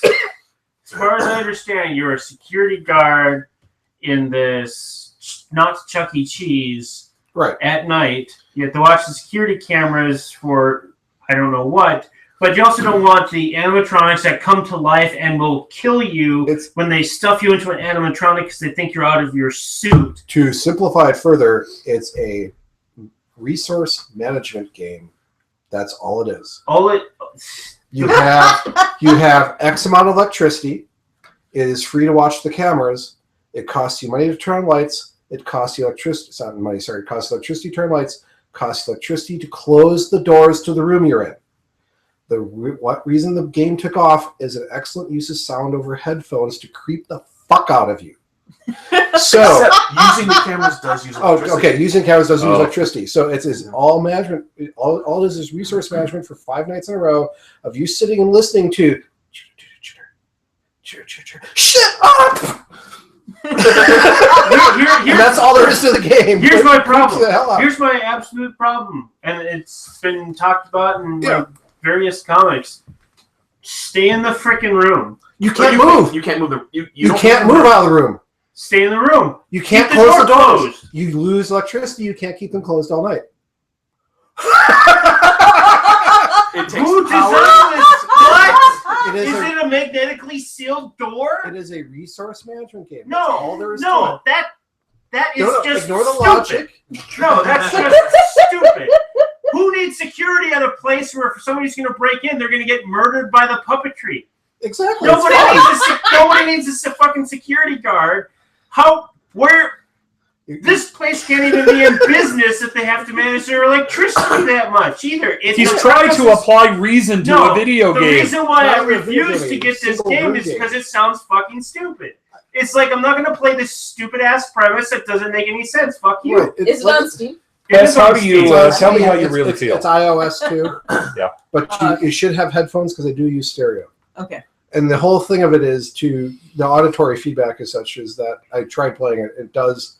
Yeah, it's one of those games. It's like, stop that. Give me a better Fingers premise. are on the chalkboard, and I hate you for it. That's kind of awesome. Go. Give me a better premise. Not that you're a security guard. No, you're stuck in this abandoned thing. Okay, there we go. That's why there's electricity Did you in like that car. Suspended? It's abandoned, and you're stuck there, and that makes more sense than you're just hired to watch the. No, fuck, that's stupid. Did you like Infocom Suspended? I don't know what that is. Oh, you sorry. He's so young. I He's think young. Fitz I was is a going to comp- Have you Have have you with, played Prince any? Valium. Have you ever played any Infocom games? I don't know what that is. Oh, shit. I wasn't. I'm I was old. adamantly not Okay, PC for the longest Have you time. read I was Ready Player console. One? Ready Player One. Have you read it? No, I have not. Never mind. Have you played Zork? I don't know what that is. Oh. I was a Colossal Cave? I was a Nintendo gamer. Adventures? I played NES, Super NES, N64, GameCube, and Wii. What was this? Star And then- Trek? And then 2 years, like a year or two before Wii U came out, I sort of stopped playing consoles and I moved to Steam and I played Steam games. Infocom's I didn't play 19. PC games Oh. except World of Warcraft and If we mention that Sims Infocom's and all SimCity. text, That was it. He never. Infocom is all text. It's even more to the No, point. I wouldn't play an all-text game. He never had the joy I of drawing never a did. TIE fighter by going vertical pipe -O vertical pipe. Yeah, that's me. That was me as a kid on a teletype. Yeah. hey, No, I When never you liked Well, it. it's Adventure parentheses It dash. was- and I love her story, so it's held dash. to back up. Yeah. Oh yeah, if you're using the interceptor. Well, Piece yeah. of paper. That's how I programmed my The Star Wars whole game on forests in the Michigan are gone Commodore because of her. VIC-20, PC Junior. the one I blew up. IMSA 8080 with an S100 bus running CPM. I'm so old. You win. Well, the first Yeah, one I at got some bought, point, Hey, I didn't have a punch cards. Commodore 64 or some sort of a PC Junior. thing at one point. I don't know why, but I never did anything with it. I tried. I think I got the screen change colors. cards But, in and like a, Well, that's but what that was like So internet instead of leaving time. the face I blank, got it's this. No, it actually might have been at like somewhere I found it and I got it. Told and I memory don't locations. know. So it had the little main two conversations at once. This is great podcast. Sorry. So speaking of We're all news, guilty. also the one other I thing gave that up on Fez is why. Love you, honey. there's one other piece of tech I'm keeping an eye on for interest, and that would be the Surface 3 that Microsoft announced Ooh. last week, and this is going to be shipping We talked about that in already. April. Best Buy has them now. Not for sale, but they have display units. Who doesn't matter? And I went It's like down the, to it's like the Apple Store having the It's Apple coming. Watch. It doesn't matter if it's not for sale. What's for sale? what I find interesting is what they're targeting with this. And it seems to me that they've given up with Windows RT, which is just happy for everybody. But it really looks like they're targeting the 9-inch iPad with this, because the pricing for the model, the base model comes in at $499, and that's without the keyboard or the pen or anything, which, yeah, you kind of want them, but they're optional.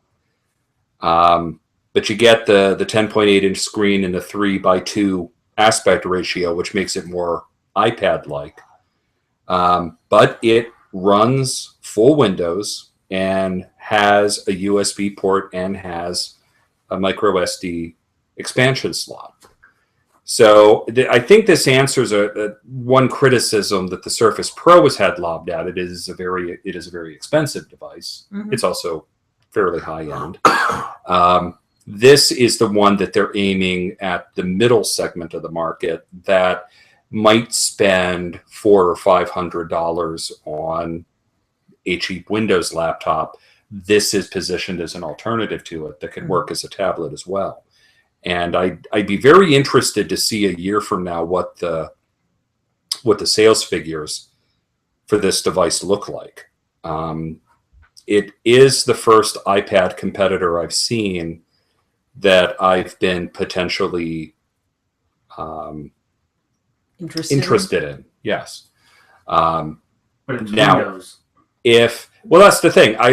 There are some things that I do need Windows for, and that desktop that I have that I mentioned, I find myself using it less and less Well, I frequently. suppose if you're using it as a laptop alternative specifically. Yeah, I mean, it's not something I would run Visual Studio on, but it is something that I would run like my financial management and iTunes and OneNote and stuff like that. I wouldn't want to spend $1,200 on a Surface Pro 3 just to have a machine to do those things. Right. But $500 is a much more reasonable price, and that does put it and the iPad next to each other more in competition. What's your main computer at home? Well, technically, my main computer is that desktop. I just don't use it terribly often. A PC then. It is a PC. Okay. Uh, So going with the iPad, something it's not going to be as versatile for you because of Depending. the programs you have. There's on some the work PC. things that I can't do on it. Well, I'll those tell are the you. programs you have. Yeah, well, but aside from games, there aren't that many that I use. And, Well, there's a ton of programs I have. I'm at the point now where if they did come out with the 11 or 12-inch iPad, if they gave it a USB port and if they gave it a storage expansion, it would be game over. I wouldn't even be looking at a Surface. But the fact that there is a tablet that has these capabilities is really, really nice. And I keep hoping that Apple's going, well, but Well, unfortunately, the Core M processor is apparently not quite there yet, unfortunately. Yeah, Microsoft needs to prove itself before Apple's going to do anything. But I do think there's opportunity there. The one thing I would really need to keep the iPad for right now, though, was games. Because I've been playing stuff like Dead Trigger, Yeah. and Especially if you bought any of those games. well, it's not just that I bought them; it's that they run really, really well. And a lot of the Windows machines have the Intel integrated graphics, and the games that are coming out are not optimized for them. Yeah. So performance is not as good. The thing is, the things that the iPad does well, it does really, really, really well. Yeah. Yeah. And the things that the Surface Pro does, it does really, really well. The problem is those are two separate things. And what I really want is that thing that puts them both into one device. So I I'm have Android. I tried it for my tablet, and there's nothing on here that, as far as say I have laptops, I have a PC, desktop. As far as what I'm going to do, I got my laptop for what I'm going to need to do. That's fine. But as far as hey, a tablet, it's anything that Chrome has already had, Chrome documents and things like that. Right. It's it doesn't even matter what tablet I got as long as I can access Chrome stuff, and that's really all I And need. at that point, a Chromebook becomes Otherwise, it's viable. Otherwise, it's just apps. No, it's not. No, it has to be always connect. It's never viable. It will never be viable if it always has to be connected. It doesn't anymore.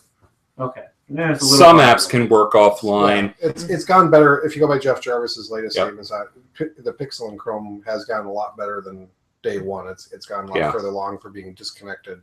But I think the thing that's really going to kick that over the fence is when the Android ecosystem is widely available on Chrome OS. That'll really put that problem to bed. And that's happening, yeah.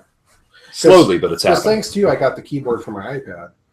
I've discovered if it wasn't the fact that I'm stuck in such a corporate Windows world, I can, from a PM point of view, project manager point of view, I can do everything I need. Yeah. With that thing. So. And I think more and more people are going to find themselves in that position. And I think it's perfectly reasonable that there will be a day in the future when I don't have a desktop at all. And I'm practically, at the point now where the only reason I really, really desperately got to have one is so I can rip a CD and put it on iTunes. As long as it's not Apple Yeah. CD. See, What? that's the thing. I don't even rip CDs anymore. No, just Apple doesn't include a CD player anymore. Oh, Yeah. Well, I this have a one doesn't. USB I have to get Yeah, I an have a I got USB an port. external one for this one. Yeah. This But laptop. there's two reasons for that. Occasionally, there's still something that is not available digitally, or, and this is the one that really drives me up a tree, like one of my recordings of Havoc O'Brien's Gothic Symphony, it's 6 movements, but the thing has something like 40 or 50 tracks. Right. Yeah. Because they put tracks all over these pieces that play continuously. Well, if I take that rip and I play it in the native music app on Windows or on something else, you keep getting these gaps where the tracks come together. Yeah. And that doesn't work. Right. And so the only way to listen to it and get that gapless is to listen to it on iTunes or on the iOS device. Yeah, because you can designate gapless. Yeah. playback. Now, but the flip problem is if I buy that off of iTunes Store, Uh-huh. the classical stuff is always so horribly mistagged. Yeah. It's actually why I never buy And you one. can't Can't you change it. Can't you say, hey, iTunes recognize this and play? No, they've coded it that way is the problem. Mhm. So I got misquoted. Google Music on here, where that's not a problem. Google I've got Music's pretty good Winamp for that. on here, Yeah. which is still great, and it's the only music player I've used since internet. That's awesome. If No, I Winamp could is just awesome. They can Yeah. keep- if I could just download the tunes on the iPad and edit the metadata, the Yeah. whole problem would go away. Well, But get, you can't. get MP3. What is it called? Oh, you Shoot. should. Stop. Hang on. Stop talking. Great podcasting. Mein Führer! I need Mr. President. I can walk! Did you just Godwin this episode? No, I didn't. Hang No, on. no. he's Someone not- had to. It's a movie. It's a movie reference. I know. I don't know, it's still a Godwin. You just threw the Nazi salute. Of course, it's a Godwin. Someone had to do it. Well, we haven't Godwin an episode in ages. I'm not That's recording true. right now. That's That's why true. I asked you to stop. What? What? I hit What something. What did you do? You missed What? it. Good. Stop. Stop. Oh! Just stop talking. Well, I'm not recording the back. It's probably still recording on the video. Well, yeah. Okay, fine. But All right, so we Okay, lost I thought like straight out Compton. we just lost like a minute and a half there. what the hell? See, thank you, Richard. See, he knows how to take direction. I feel like a character in the last scene of Police Squad. Okay, so the streaming was working. The streaming's working. I'm also recording it on Goldwave, Okay, and I accidentally hit a selection anyways, thing on there. you did the thing. So, in iTunes, I believe there's actually a way to merge tracks. When you're doing a CD rip, there is. Yeah. And I've done that. Okay. But when I've got, like, there's a new Havoc O'Brien album that just came out on iTunes. It'll be available retail in another 2 weeks. 2 of the symphonies are, they have 4 movements, but they play continuously. Mhm. Well, guess what? They're separate tracks. So if I buy them digitally, yeah, I can play them on iTunes and they'll sound great. But if I'm playing them in some other music player, Yeah. you get variable results. I've been using AIMP3. Well, how much of for a a lot gap of is this? networks. I mean, classically, it's 2 seconds. That's too Between much when tracks. it's continuous. Even if it's just a couple of milliseconds, if you have a continuous sound Yeah. and it suddenly I understand drops, where he's coming from. Oh, 'Cause okay. in classical, especially where that matters. Even more Ah, so yes. for us.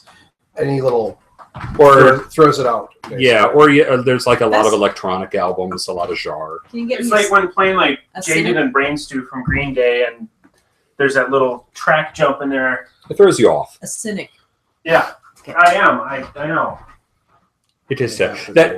Weirdly enough, that's the one thing I like if you do the Amazon one is you can edit the metadata of the tracks in your cloud library, but their player doesn't do gapless. So Right. again, I just want to take these 2 things together. It's like the classical nerds are not being catered to in the digital environment, and it's kind of sad. Screw you, classical nerds. Well, I do think that there is a lot of laziness going on. It's the same thing I've seen with ebooks sometimes, where you see a title in the store, but you can tell that the album art was scanned and it's tilted, and there's a white border kind of on one end, and sometimes it's not always small time stuff. I bought the soundtrack for Live and Let Die, and one of the track names had a very obvious typo in it. Why? What did it say? It literally said like "live in L0IVE." I mean, it wasn't even a typo that made any sense. Are you sure it wasn't like sometimes when it was going with like the AC code, No, where there was a letter it was misinterpreted? it was somebody just not paying attention to their fucking job. Wow. And that's why I also think there's a lot of the stuff on iTunes now is just ripped from CDs. That when it originally came out, there was a big thing that, you know, we're encoding from the masters that the record label's providing. No, I don't think that's true anymore. No. No. Amazon's getting into auto ripping, is what they call it. That I kind of like. That's neat. What is that? Oh, you buy the CD new through Amazon. You also get the MP3s. Oh, It's okay. automatically in your cloud library. Okay. And it doesn't count against. It doesn't count against your storage. That's right. But ever since Google Music, I haven't used the Amazon thing anymore because there's more space for free in the Google Music. Okay, The I just yeah. hadn't heard that term before. The only bitch I have about the I like Google that. Music, I like the Google Music. My one complaint, if you upload any AAC files or Yeah. MP4 audio, which is what all my stuff is, they transcode it to MP3. God damn it! They also won't allow certain uploads like WAV, which is understandable. Which, fine, Oh, okay, yeah. don't take my wave, and I know they'll take FLAC, but Yeah. at that Oh, point, really? yeah, they'll take FLAC, and then they'll convert it to MP3 again. Well, I can do that on my side and then put less of a burden on my data connection. Mm-hmm. So They it's should- it's just, can I just put my MP4s up there and then you'll stream them back? Well, what do they transcode them to? It's got to be They equivalent. transfer them to MP3s. To MP3. Of the same bit rate, they claim, but you're still Well- converting from one codec to another. Yeah, but they're not lossless. You're just reconfiguring. Well, you- yeah. Well, When MP3 when is you not lossless. recode, you decompress. You decompress it, and then you recompress it. But there's always the loss thing with is, that. yeah, It's because- like taking yeah. an MP3, burning a CD, and then re-encoding it to MP3. You're going to lose information. Yeah, Well, you're going to lose information twice. Well, yeah. twice because MP3 is not lossless. I mean, you take the Yeah, but- compression and the artifacts from the compression, and then you recompress it. You are compounding the same artifacts. So Well, right. You Well, know, it depends first on gener- how high it's of a like- quality MP3 you're doing. You're going to have more or less disruption. But yeah, I mean, but you know, anytime you're taking a compressed format and compressing it into a different compressed format, You're not compressing it again. You're but while you're changing the format, Right. anytime like you MP4 is going is. Well, but they're- but they're the MP4 is Multiply the compressed. mistakes. And the reason is that they are perceptual coders. So Yeah. both MP3 and MP4, or AAC as some people call it, they do their compression in different ways by discarding different pieces of information or doing different spectral analyses of the waveforms. So the problem is now when you do that transcode into MP3, you already have all of the data that you've thrown out and all the data that you've compromised on the original MP4, and now you're going to introduce a bunch of new compression artifacts, and you're going to throw away a bunch of new data, converting that to MP3. So you've doubled up your problems. Yeah. Yeah, there was an interesting project that I just read about not too long ago where somebody took and would take like from an MP3 or a song or a track done to MP3 and put together the information that was taken out during the encoding Oh, yes. and made into its own file. That was God, weird. That was weird. Yeah. Whoa. And Oh, just it's- seeing how much information it takes out sometimes. and, Oh, and, a and lot. trying to listen to the music. Yeah. The stuff taken out, listening to it becomes this surreal listening experience because you're like, I kind of know this song, but I don't. Oh yeah. Well, I mean, you get the same thing when if you're editing a piece of audio and you do noise reduction on it. On some programs, you can listen to just the noise that is being removed. and you can hear exactly what's being said. Or the music that's being played, it's very muffled. It's like you're underwater, but there's enough information being removed that you can still recognize what it is. It's the same sort of thing. It's really surreal. But that's because a lot of that is redundant. Yeah. So it can be removed without affecting the perception of the original, and that's the trick. So if your original AAC that you were uploading was like 320 kilobits, and you converted that to a 320 kilobits MP3, you're probably not going to hear the difference. And at 256, on the kind of equipment most people have, you're still not going to hear it. Right. Unless you're an audiophile, you're gonna. Yeah. Well, even at that bit rate, that's almost outside of like the human hearing. Your A/B comparisons almost always end up being 50-50 in that environment. But below that, that's when if you're kind of sharp to that, I mean, if you just listen to an MP3 file that's been made off of a CD, if you know what you're listening for, it's the hi-hats. It's all in the cymbals and some of the bass really too. A little bit of the bass. The low basses. Yeah. Those are basically gone. That stuff, a lot of that gets rolled off. So it makes. But most people aren't going to even notice that. Yeah. When I was doing a Web Fiction World and I put out those, I think those are at 128 MP3s. Regular podcasts are just 96. Even the intro and the outro, there's so a small portion of the whole file. It actually doesn't sound that bad. You can't hear it as a 96. Right. But for the Web Fiction World, there were some music stuff that I was putting on there that was really low bass, and I had to basically listen to what it sounded like before compared to the original. Are they even hearing anything at this point? Does it just sound off? So I would have to basically go in myself and do an audio reduction first in the wave of the music I had to specifically remove the bass myself and also bring down the highs a bit, and then put it in so that I have a little control of how it's going to get edited. Also, specifically how it's going to sound to me if I'm going to use this part of the song or this part of the song, so it at least sounds something. If all the interesting stuff is with low basses here, can't use that. Pick another spot. Basically, it was really interesting. But that's what you're describing there is a classic example of the kind of things that production engineers and professionals are doing all of the time that everybody takes for granted. People talk about how wonderful records sound. Well, yes, that's true. But there was a whole battalion of engineers that accumulated decades of experience to know how to equalize the recording for cutting to vinyl so that it would sound good when it was done.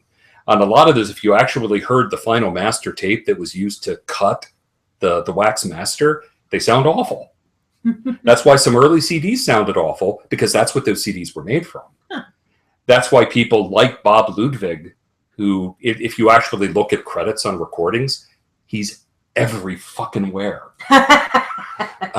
Because he was really, really good at squeezing the best possible sound out of the medium. And even on CDs too. And that's where this like mastered for iTunes thing comes into play. And some people call it a boondoggle, but no, if you think about it, you're dealing with a compressed format, so that brings its own compromises. People are going to be listening on phones and iPods with a certain level of digital to analog conversion quality. And then what are the nature of the headphones that most people are listening to? And so you're going to optimize the mix for those conditions, which will be different from what you would do playing music on a home stereo setup like you have over there. Right. That's why I like when a program has it. That's the reason why we have things like bass boost and equalizer, at least minimal equalizer selections. Now, the Winamp has always had equalizer suggestions for the type of music, and it totally brings out different sort of stuff. And of course, when you had PCs with whatever kind of speaker that happened to be there, the shitty HP speakers that came with at the time, where you're using, Beats by Dre for headphones and stuff, all that sort of stuff, you don't realize how it matters. One of my favorite things on Windows 95 Whee! Off we go! there was whatever the music player on that was, there was a button for 3D audio. Mm-hmm. I don't know how they did it, but every single thing sounded awesome with 3D because instantly it was wow, like surround sound. It was like headphones without having headphones somehow. It was just like everything just tunneled right into your ears. You just found a little sweet spot, and it's like, what is this? And it was great, which is why I didn't want to move.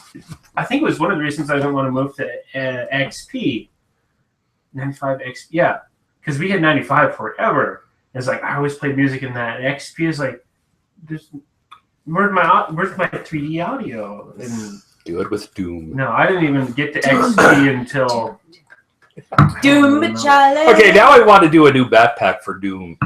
I was thinking of the id game. Yeah. Because I was playing that in the Win95 days. And I was thinking Bollywood. So now we got to mix these two now. I want to see a Bollywood version of Doom, and we already know that The Rock can do it. We've seen him dance and lip sync. Oh, Bollywood Dune. Do you realize Doom. how long that's going to be? dude.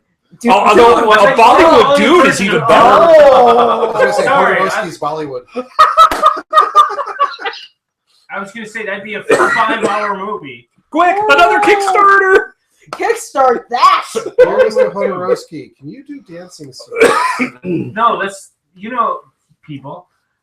Music by Humans, even. Let's go.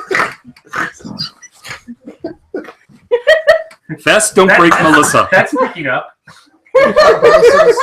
My life is complete. We got Melissa this time. Let's try to get a hold of some of the Bollywood directors and be like, just because I know people in Mumbai does not mean I know Bollywood directors. No, you must do this. People in the movie industry, I'm sure. I know people in the movie industry, and I know people in Mumbai. That does not necessarily mean I know movie. World's worst Venn diagram. No, I know that it's not necessarily what it means. There's got to be a path somewhere. Everyone's separated by 7 degrees. 6 Can we get degrees. Kevin Bacon? 6 degrees. 6 degrees. I'm 2 degrees from Kevin. There's got to be Bollywood Kevin Bacon. some way that we can somehow get on this and do a Bollywood version of Dune. Bollywood Nicolas Cage? Just somehow we can get a Kickstarter. We can help fund it. I'm sure people will fund it. I still just want to see The Rock in Okay. a Bollywood movie. So- Bollywood Dune, yes, I'm sure people would fund it. You gotta I find. do not have connections to make that happen, You though. can We're gonna find the start connections wrapping to make that I happen. think so. You find some in a cool news. Boom, there's your in. It's like, hey, how can we I don't actually? know Todd Brown that well. No, what's his face? Harry. No, Harry. Yeah, Harry knows. Harry No, knows. Harry doesn't know You the Bollywood you stuff. Start with Todd Brown does. You start with fine. You go to Todd and Harry. You start you start in and you start a pepper. What if we can get a Kickstarter or something to get a actual real Bollywood version of Dune? How can we make this happen? We need to make this happen. Spread the word like wildfire. We can do this. It will get funded. So next time You start the seed somewhere. You start the fire. We'll eventually get a connection. I'm seeing do you just do what you do on Facebook. Go up there and write Herbert's Dune as a Bollywood epic. Discuss. Concept. Yeah. Oh, hold on. Peaks? Okay. Yeah, Keith, I was going to say. Hold on. I was Hold going to on. mention that we've been doing this for like 2 hours now. Yeah. Yeah, let's button it up. Yeah. And Hold I on. We're going to. She's going to do this, though. She's not in Concept. the car. Yes. No, she's not in the car. Version of Dune. Dune. Discuss. Dune Machale.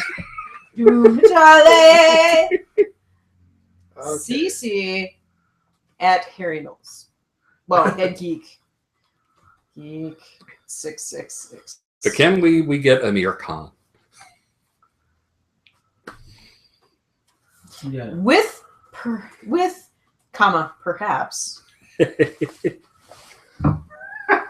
Amir Khan And The Rock. And The Rock. and the Rock. and the Rock. Now, can you do an at The Rock with that one? Yeah, if you can Just so include, he if you sees ever it. include the ads, So you might have to take out the I perhaps. just googled Amir Rock. Thank you, people. I just have this weird thought in my head that he would think that's goofy enough to do. Amir Khan is Amir Khan on Google or not on the Twitters. If you On need the to- Twitters. At The Rock. If you need some letters, change perhaps to maybe. Amir King Or- Khan. No, that's not the right one. Oh no, I misspelled that. Amir has 2 A's, right? I know. No, it has 2 R's. I'm trying to imagine the big song and IMDb. dance number So, about the Ben H. While Gesserit. Melissa types this, going back to Mike's earlier point, if you look up the ghost in the mp3.com, Oh, yes. that will be the site to get all the stuff that MP3 leaves out No, in audio that will screw with your head. The ghost of the MP3. The ghost in the it is. MP3. For a peek, I've put it out on Facebook under our hashtag at thechive.com is Straight Out of Compton as sung by Barney. Yes, somebody's Oh, gone through no. the Barney show and taken the unedited version of Straight Out of Compton and edited against the entire Barney show. It's kind of cute. Is that the one they did with President Obama too? That one particular song, where they No, they might have done with Obama too, but this is purely the Barney show with all the N-word being dropped and the F-bomb being dropped and everything. With what do the they Barney crew. replace the N-word with? They don't. Friends. No, they don't. They just cut the song to Barney. I know, but it's It's like a if you're- mashup. It's a mashup. It works. Well, I know, but it's like if you were going to replace the word, would they change it to him Probably saying friends, and then But it's much more funny to watch them mash it to Bleep, Barney. yeah. See, every time someone does stuff like that, I'm not sure if I should be offended or not. Mostly because fact about me, I was born in St. John's Hospital Mhm. in LA. Okay, Technically, yeah. I am straight out of Compton. You can totally do that. Maybe carry a copy of your birth certificate with you and just be like, There you "You go. want to see my street cred? Let me show you some." Any other I was peeps? born over there. Yeah, just 2, really. A couple weeks ago, I mentioned that MASH had shown up on Netflix, but they only had the first 5 years. Oh, They now have all 11. ooh. So if you really want to binge watch, like there's no A lot tomorrow. of extra hard drives. Yeah. Yeah. Which, of course, means that the show lasted longer than the Korean War. We already And knew how many that. times have I said that? But How expensive. I don't know if my dad might already have the DVD box set. Otherwise, I'll probably just let him know. yeah. But this is one of those classic examples of I'm perfectly happy to watch it on the streaming service. I never would have bought it Like, Yeah. yeah. individually. Yeah. Well, because you'd watch it once again through. Yeah. you And I'm would having a watch it blast. over and It's over. it's And I've a done lot that of with fun. the Star Trek stuff too, and I'd Yeah. like to go back and to see the thing that why DVD and Blu-ray are still relevant are for deleted scenes and extras and all Yeah. that sort of stuff isn't on Netflix, and it's Oh, if yeah. it is on any sort of streaming service, Or commentaries. it's Commentaries, bloopers, all that. yeah, all that. Now, with Google movies and TV, they do have extras. Okay. iTunes does that too the, sometimes. Yeah, the Star Wars stuff is now on Google Movies and TV, and I love the Star Wars one though. Pay $100 to get it digitally, or go to Best Buy and buy the Blu-ray set for $89, and probably less on Amazon. well, still, I mean, Physical media is cheaper than digital. There's something weird about this. Yeah. well, they're trying to get rid of the stock, and once it's Of gone, course. I mean, yeah. But I'm still never going to buy anything until I get my original Star Wars trilogy. Oh, And that's just it. Cool. I have the THX VHS downstairs. do you care what format it's in? If I can get the THX version at a higher resolution, that's what I want. And if I have to go to the Pirate Bay, I'll do it because I already own them. So me downloading them should not be an issue. Now, the last one I saw was the Laserdisc Master that was put out on DVD as a non-anamorphic letterbox, and no, it's it's anamorphic. okay. I've got a version that's anamorphic. And that's not the one that was Is on that the the one that DVD was one. tacked on to like the other release? There was like No, it can't be because that one was non-anamorphic. It was the Laserdisc transfer. Yeah, That's somebody what it somebody did a transfer. I believe it was from the anniversary Laserdisc, but they went through and did an anamorphic conversion, and I believe they have a surround track on it. I'm pretty sure they That's do. an improvement. Cool. Nice. I believe so. I will have to check my discs. Earrings. The other peak is an iOS game called Battle Lore, which is based on a board game by Fantasy Flight. If you've ever wanted to get into something like a Warhammer, but you don't want to paint 200 models, you also don't want to pay $500 for an army. The nice thing about Battle Lore is it comes as a board game. So it is played on a board with a hex grid, and there's models that come with it and that sort of thing. But it's basically a two-person war game. And the iOS app replicates the rules and experience of that game very well. So you take turns giving orders to your unit, moving them around, fighting in battles, and you have the opportunity to play cards that have special orders or special abilities on them. So it's a good way to try out Battle Lore by itself, and I think I paid like $5 for it, so it was a reasonable price. There's no in-app purchases on it. I think there are in-app purchases now, but they're expansions and they're purely optional. So it's not like you play for half an hour, now you got to pay to play some more. It's none of that crap. It's also useful when you want to play and you don't have an opponent. Mm-hmm. And you, of course, on your iPad, you can play it on the bus or on your lunch hour. So I've had some fun with it. I have a feeling that game's going to do better than the actual physical board game, which hasn't had any expansions yet, which is too bad. But it's a fun game, and the rules are not too complex. Cool. Who else? I've got one quick one. So normally I'm not a huge fan of steampunk. Mm-hmm. It just doesn't normally do anything for me. There are a lot of gears. But one series I've actually liked because I like the authors is from the Jesus. The Mike is now looking at his phone to recall Yes. his memory. yeah, no, I mean they came out with a new one. It's called the Diamond Conspiracy, but it's from the Ministry of Peculiar Occurrences. Okay. Series. This is the fourth book in the series called the Diamond Conspiracy, and I've actually liked the series so far. It's one that I like with the whole steampunk thing because they do have a steampunk element in it, but it is more character driven.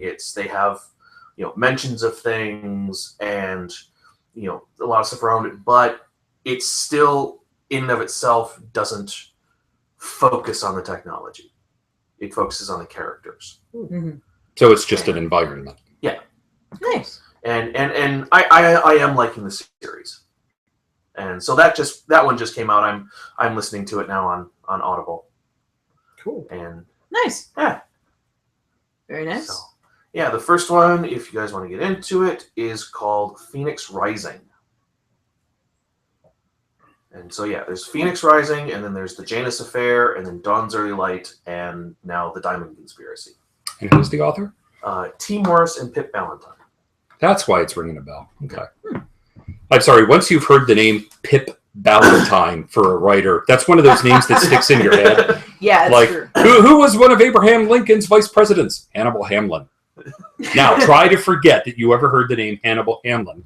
Pip Ballantyne. What's his middle name? Harold. Harold. Cool. But Humphrey. yeah, so it's a good series. I recommend it. Like I said, you don't have to like steampunk because, like I said, it's not focusing on the technology. It's just an environment that the characters are in, and We can be Victorian, but we also want airships and airships, Dirigibles. Dirigibles. Yeah, Yeah. they call them airships. That's the type. It's Yeah, not but- flammable helium. But hyper steam engines, time differential engines. yeah, you know, it's but it's how you can have a period piece, but still have some conveniences. So Clorox wipes. Nice. Clorox wipes. The problem is they're still stuck in hoop skirts. Damn it. Do you know how hard it is to fight werewolves in a hoop skirt? Not if you're in bed. It's really difficult. Yeah. But you can embed so many weapon systems in the hoop skirt. Yeah. You could also lace it with like daggers and just do a spin. That was my thought. Yeah. Just don't go dancing. I'm picturing anime here. It would totally be a thing. It would. A super Well, spin, and then all the just daggers feels- like come out with the centrifugal force, and then you just spin around, Melissa? and boom, all the wolves' heads are cut off. Melissa, it would just suck at the formal dance. Maybe it's more of like a Rubik's thing. Okay. There go your suitors. But we didn't like them anyhow. I never liked taller men. Peaks. Anyone else? Okay, so I officially have the Fitbit rash. We're so um, sorry. I have had my Fitbit for almost a year now. And the Fitbit Flex with the band that goes around, and then a couple weeks ago, like 3 weeks ago, I getting a rash all the way around my wrist. Fitbitritis. Fitbitritis. So I switched it to the other wrist, and it started flaring up. And actually, the rash is still there. And it got to a point where I gave it a couple days rest, and then I put it back on. And like within 5 minutes, there was the rash that you can actually still see here. Wow. So I went to Amazon, and I found there's this place in China. I think they call it Fidian, F-I-T-I-A-N. They've got these little magnetic clippy bit things. And it's a little silicone holder for a Fitbit Flex with rare earth magnets in it that just goes snap. And it's strong enough where I can actually like latch it onto my thumb, and it actually holds. But that means you can take your Flex and clip it onto your clothes wherever you want it, or your nose, or your earlobes, or whatever. The weird thing I've done lately is my glasses. But no, it works best if it's clipped onto your waistband or your pockets or something Yeah, like it's that. gonna counter steps at that point Yeah. more so than. But it's sturdy, and that means I no longer have to wear the thing on my wrist, and I Cool. like that. Yay. And I got 2 of these for $10. So No, the magnets don't affect electronics at all. Then no, it's just a Bluetooth and a little tiny board with Little mems. that counts things. all right. I'm just amused by the idea of this being a new fashion accessory for the ears. Yeah, I was gonna Well, get Fitbit's to been selling a I could high-end just- pendant for a while and bracelet Doesn't surprise me. for the Flex. Well, yeah, Yeah. of course. But it's one of those, when you were mentioning your issues, my first thought is when I looked at that, I went, yeah, but for $150, do you really want to experiment? Yeah. No. Well, Just get a Tamagotchi and just count your steps. to their credit, I did report it to Fitbit and went, I'm getting a big rash from the from the band and stuff, and to their credit, they immediately went back, well, we can refund the entire purchase, and yeah, that happened. I had a Force. I Yeah. didn't have the rash. But in the last couple of months, my Force literally started coming apart. The rubber was coming out from where the unit is. Yeah. And I sent them an email via their support service, and they're like, well, actually, you still would fall under the get a new one or refund, so just mail it to us. And nice, so now I have a charge. nice. So yeah, the people who are online were saying that their service was horrible. I was kind of surprised because I've heard nothing but good things about their service responding. So Yeah, when it's with their actual physical product, Yeah. they seem to be fine. If it's about their apps, Okay. then it's like out into Never Land. Yeah. If it, I mean, one of the other tickets I have open is that they the iOS app, for whatever reason, it's not counting calories correctly. Like, it'll count the calories, but it doesn't add right. Okay. Like, if the day's calories add up to 1,500, the final total at the end is like 2,800 or something. Yeah, Okay. on various days that I don't know what's going on in that one, and that's one where I just sent it and it just went into the ether. No idea what happened to that ticket. But when I said, hey, my Fitbit is giving me a rash, then they were like, oh, hey, we'll give you a refund. We can fix that. Yeah. But here I am. I'm gonna keep the Flex because, you know, even I still like the Flex. I like how tiny it is. I like the things it can do. So I'm gonna keep it now that I have the clippy thing. You know, it seems to still work for me. Cool. Love it. Anything else? I thought I did. Oh, anyway, it's not coming up for another couple of months or a month and a half, but I'm gonna go for it anyway. And in Minneapolis, I'll be at. I'm doing 9 panels. They took all of my panel suggestions this time. 9 panels. So I'm basically an attending professional there. I've been an attending professional since they first started doing the convention, so that's pretty awesome. And so I have 9 panels, and 2 of them are new audience games that I'll be doing. The first one will be called I Spy, as in EYE, Mm-hmm. as in it's an anime convention, so I'm going to take a bunch of anime characters or even manga characters' eyes, do the letter, the dramatic boxing, and it's do like that towards the camera. like, and be like, what character is this? You know, what series, what character, that sort of thing. It's sort of inspired by an adult panel called Who's Boobs that I saw at Anime Fargo. Guess what that's about? Anyway, I want an all ages panel. We can have fun with this.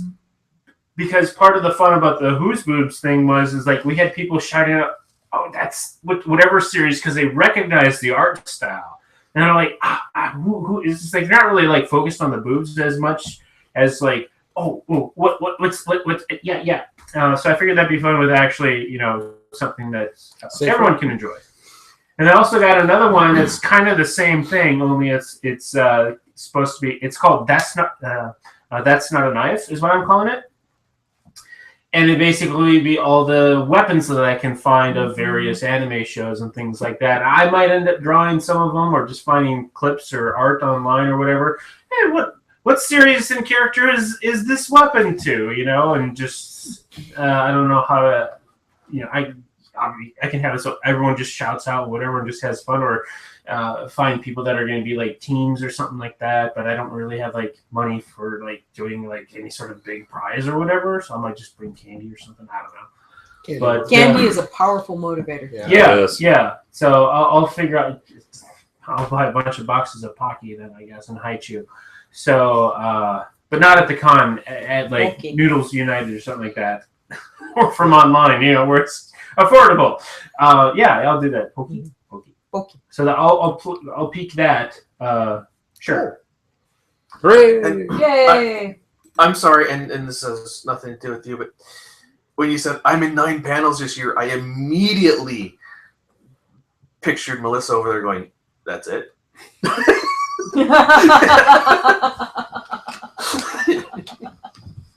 I've told you, she makes me feel like an underachiever. Yeah, when you go to Convergence, she's like, "Yeah, I'm in 20 this year." It's only because I didn't have ideas for more. I was only in 18 last year or something like that. Still, You're sliding. Yeah, I know. Yeah, but that's Convergence. That's like 4 days. No, I and know. they have I know. more programming space. Yeah, I know. So if we want to go by percentage of panels that are available, You mean Convergence isn't up to a whole week now? So I Oh, might have a higher days. I might have a higher Started. percentage than Melissa as far as available programming. Yeah, it was just something funny that popped in my Yeah. head. It's the Anime and Fest show. It was like same thing when I was in Anime Fargo for their first year, which I won't be able to do the second year because they won't be able to comp me for anything, and it's going to cost me too much just to go up there and do panels for them. But I did 9 panels there too, and it didn't include those 2, so they took all my panel suggestions there too because they needed programming. But unless they comp me to come up there, I'm not going to go. Yeah. Yeah. So you know what's really weird? Hmm. We won't be able to say we will talk to you again. Oh, It's done. Not in a week, not in 2 Yeah, weeks. we won't be able to say you can check us out at thegeeklife.tv or email us at thegeeklifetv@gmail.com. Voicemail, of course, would have been at 1-612-567-6515. We'll probably still have our Facebook at The Geek Life, Twitter at The Geek Life TV, of course, we're going to hold on to, and our Google Plus for as long as that lasts, the Geek Life podcast, certainly, before it turns into Google Streams or whatever. Google something or other. Google, we give up. Google I never- abandonware. And you never know, things may show up on the YouTube channel too. Oh yeah. Yeah, we might It's there. do something. That's what we'll load our junk to, so Occasional random stuff. sure. Feel free to send emails about what you'd like Yeah, you can still send us emails to Somebody might read thegeeklifetv@gmail.com. them. or what you don't like. I will say if for some reason the geeklife.tv ever goes out of bunk, go to thegeeklifetv.com as a backup, and I get that on the audio in case anybody has that. And I did buy that as a backup since the TV is $40 a year. Yep. And funny enough, we bought TV when we weren't doing video, but that's because That's the only one Tom that was was open. taken. And it's a dumb blog that's not been updated. And Like I tried to ever. contact them, and I should, But keeps getting renewed. until their credit card expires. So Yeah, wow. get in there with locking the back order. I got a back order on one website right now. I'll probably back order that one. Who knows? It's probably back ordered by a lot of people, actually. I did give up white ERP. Meanwhile, if you're looking for other podcasts to listen to, Oh, now yeah. that we're off the air, I can be found at Xanadu Cinema Pleasure Dome Podcast, which can be found at xanaducinema.com, which I'll probably get these guys on. You've already been on at one. I want to redeem episode. You want a redeeming episode? Yes. Are you going to bitch about musicals again? I'll have to go look for this episode. Anyway, you can also find me at Real Education, which is realedu.com. As in a real Real, film. R-E-E-L, because it's about movies. I know. No that's shit. shocking. No shit, Sherlock. So, yeah, realedu.com. And very soon, hopefully within the next month or so, The Geek Life. Real Education is getting a spin-off called Real Education Noir, which is all about films noir at realedunoir.com. Soon. So yeah, those will be my 3 podcasts after this one. And these guys will probably be on Xanadu at some point, so keep an eye out for that. Anyone? Well, I don't have any podcasts going on. I do have some public appearances I'm doing in the software development space. We'll be speaking at the Twin Cities Code Camp this coming Sunday, so it's a week from today. Echo. Yeah, you're going to heckle. Which I'll probably keep doing that for a while. But I've got a Jason space. would have mocked that. He still could, I've got a small web space at rbrantley.me, where I keep a list of the shows that I'm doing, and the after the presentations are given, the slides and the presentation outlines and any code samples are up there as well. Cool. As to anything else I may be doing in the future, everything is very nebulous at this time. So I'll leave it at that. All right. I got nothing. Oh. Adios. Yeah, I'm too damn busy with work right now to have other projects. You're busy earning money. You A know, livelihood, money Yeah. hood. practicing a Money. trade. Yeah. Money's good.